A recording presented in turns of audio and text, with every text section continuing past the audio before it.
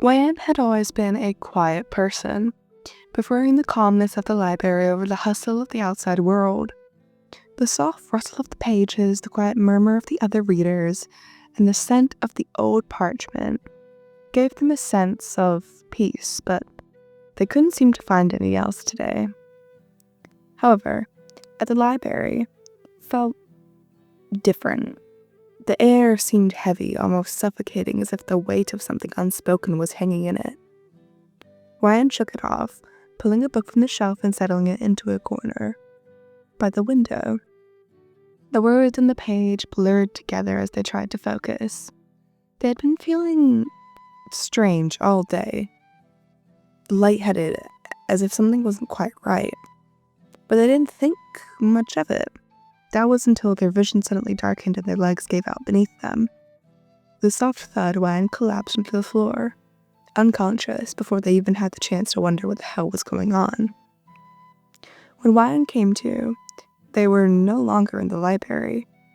The floor beneath them was rough. The sky was strange, and the stormy hue that really didn't belong to any world they recognized. They were confused. The air felt charged with magic, and the scent of something unfamiliar was filling their nose. Blinking rapidly, Ryan slowly sat up, their heads spinning. What? Where am I? They muttered to themselves, but the words felt too strange in their mouth. A rustling noise caught their attention. Ryan's gaze snapped to a figure that approached. A man with wild, spiky blonde hair and intense red eyes that seemed to blur with fury. His posture was tense and his fists were clenched as if ready to fight. "What the hell are you doing on the ground?" The man barked, his voice sharp as a knife. "Get up." Ryan scrambled to their feet, their legs shaky. I don't know," they stammered, confusion filling their mind. "One minute I was in the library and then..." The man crossed his arms, eyeing them. "The hell's a library?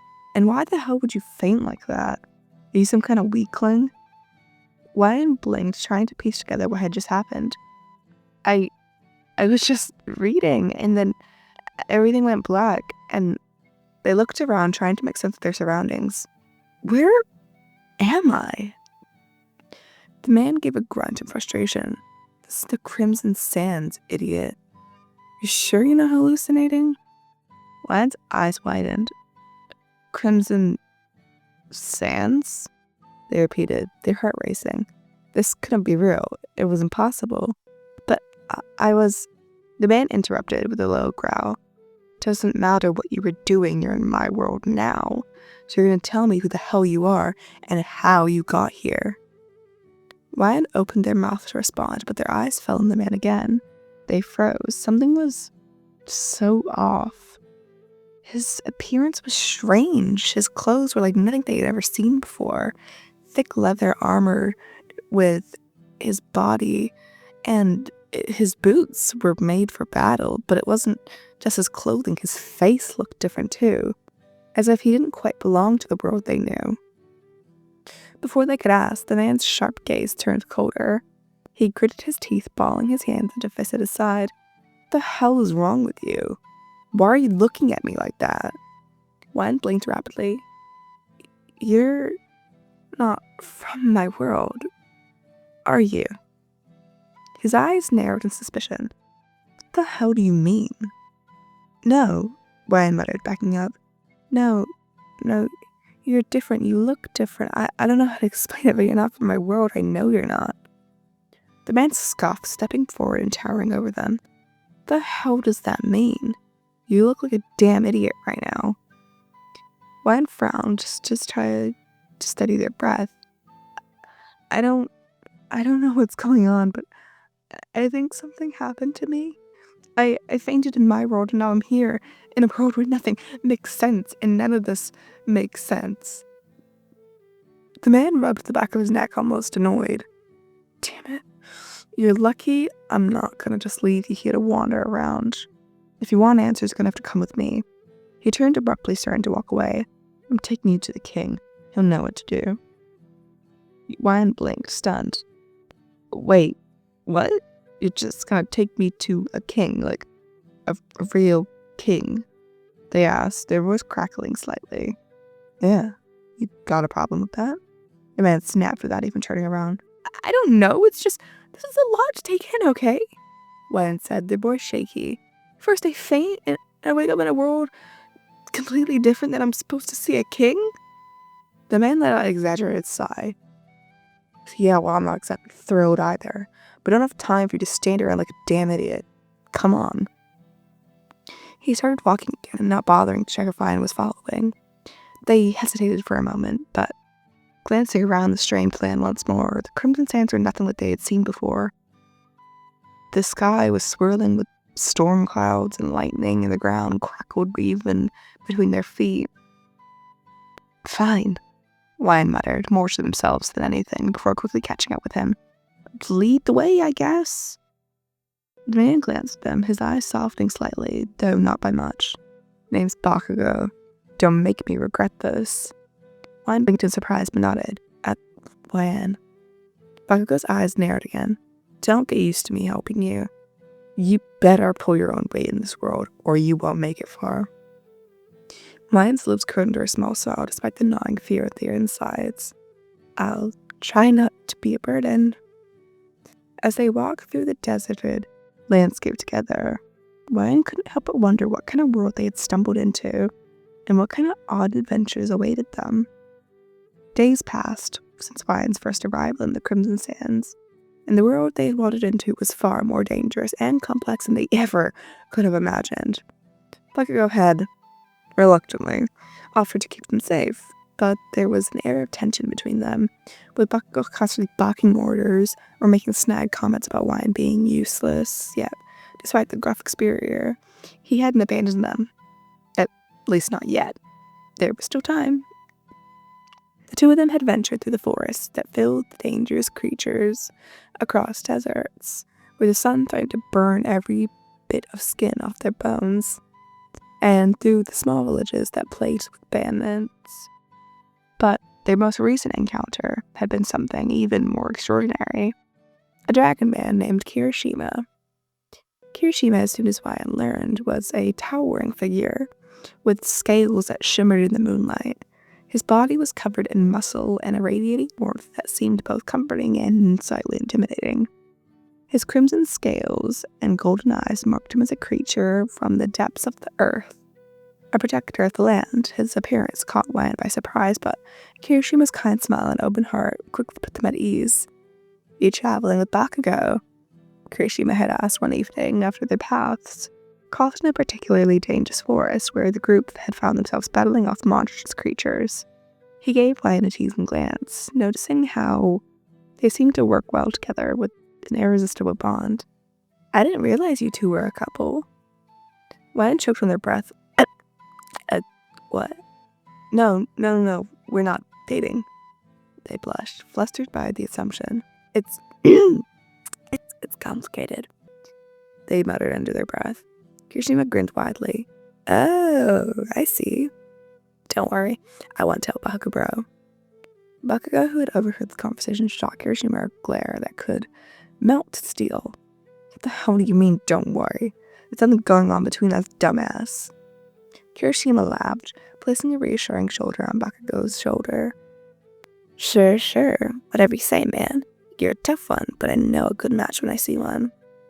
Ryan could only laugh awkwardly, still trying to process the overwhelming amount of weirdness in this strange new world.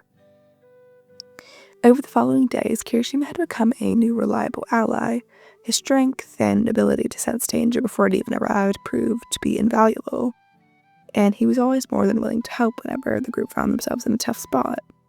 Despite the constant banter between Bakugo and Kirishima, Ryan felt safe with the two of them.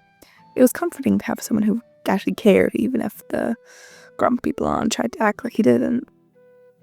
One evening, after a long day of traveling, the trio had set up camp near a small fire, offering a warm glow. The flames were a fleeting comfort in the dark of the wilderness. Kirishima had passed out, falling asleep under a tree, his massive body curled up and breathing steadily. Ryan was sitting by the fire, watching the flames dance, the crackling sound of the burning wood filled the silence, and despite the chaos, the world around them seemed almost peaceful. Bakugo sat beside them, his usual scowl softened as he stared into the fire. His posture was stiff. He had barely said a word since they set up camp. It was unlike him, but Ryan didn't press. To be fair, they were both very, very tired. The night was cold, but the warmth of the fire and the company kept them from shivering. Ryan's eyes flickered over to Bakugou. The last few days had been a whirlwind of battling monsters, meeting new people, and trying to survive in a world where it didn't exactly feel like home. But despite everything, Bakugou hadn't left their side. He was brash and rude and often utterly infuriating, but something about him, it was like a sense of loyalty that kept him from walking away, even when he really, really wanted to. Ryan opened their mouth to speak, but the words got caught in their throat. Bakugou glanced at them, sensing their unease. "What?" he grunted, his voice softer than usual, but that wasn't by much. "Spit it out." Ryan hesitated, their fingers absent-mindedly twirling a twig in the dirt. "I just want to say thank you," they said quietly. "For everything, for helping me and not leaving me behind."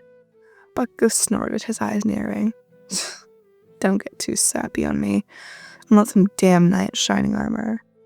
Ryan smiled softly. "I know, but, I wouldn't have made it this far without you." For a moment, Bakugo didn't say anything. He just stared into the fire. His usual bravo was replaced by a strange quietness. It was as though the weight of the journey had finally caught up to him. The silence stretched on between them, but without warning, Bakugo turned to them, his gaze intense and serious. "I'll get you back home," he said, his voice low. "I don't care what it takes. I'm getting you back to where you belong." Ryan blinked in surprise, but the determination in his voice was utterly there. "You promise?" they whisper, their hearts swelling with emotion that they didn't quite understand. "Yeah," Bakugo muttered, his gaze softening just slightly. "I promise." One couldn't help but smile. Their heart was fluttering at the sincerity of his words. There was something about the way he said it, so sure, so unmistakable, that made them believe him. The moment hung between them, something unspoken, then Ryan, before they could even fully process what was happening, Bakugo leaned forward, his lips crashing against theirs in a sudden fiery kiss. It was brief, but it was enough. His promise was embedded in that kiss, unspoken but understood. When he pulled back, Ryan was left breathless, their chests tight with emotion they didn't quite know how to name. Bakugo didn't say anything for a while, his eyes averting to the fire again. "I'm not great at this kind of thing," he muttered, rubbing the back of his neck. "But I'll make sure you get back home, no matter what." Ryan smiled, their heart full. "Thank you, Bakugo." For the first time since they arrived at this strange world, Ryan felt like they might just have a home, with Bakugo by their side. The night air was thick, with the weight of unspoken words as Bakugo and Ryan sat by the campfire. Surrounded by the darkness of the crimson sands, they found comfort. In the quiet moments between battles and uncertainty, Bakugo, gruff as always, promised to get them home. And when his lips met theirs, in a fleeting fiery kiss, it felt like the promise was officially sealed, one that would carry them into the unknown.